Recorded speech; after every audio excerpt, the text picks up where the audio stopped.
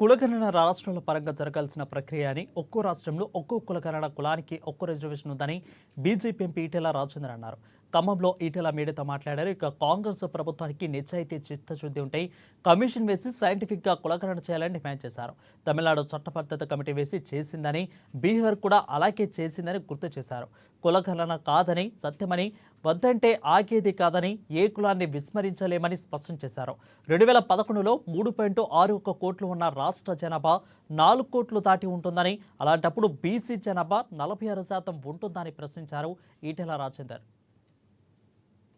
అందువల్ల నేను టీచర్లకు వినమ్రంగా విజ్ఞప్తి చేస్తున్నా. గతంలో డిఏలు ఇవ్వకుండా మోసం చేసినోడు కేసీఆర్, 317 జీవో ఇచ్చి కంటి మీద కొనుక్కు లేకుండా చేసినోడు కేసీఆర్.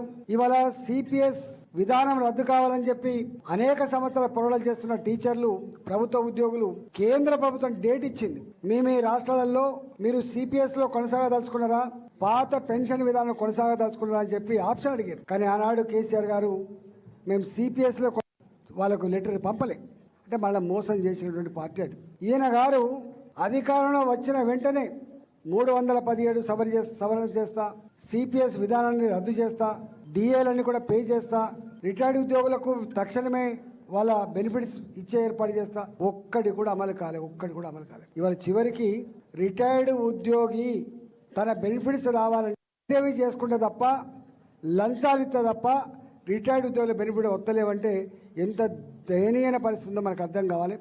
ఇవాళ దీనికి 9 సంవత్సరాలు పట్టింది కేసీఆర్ మీద వ్యతిరేకత రావడానికి. కానీ రేవంత్ రెడ్డి సర్కార్ మీద వ్యతిరేకత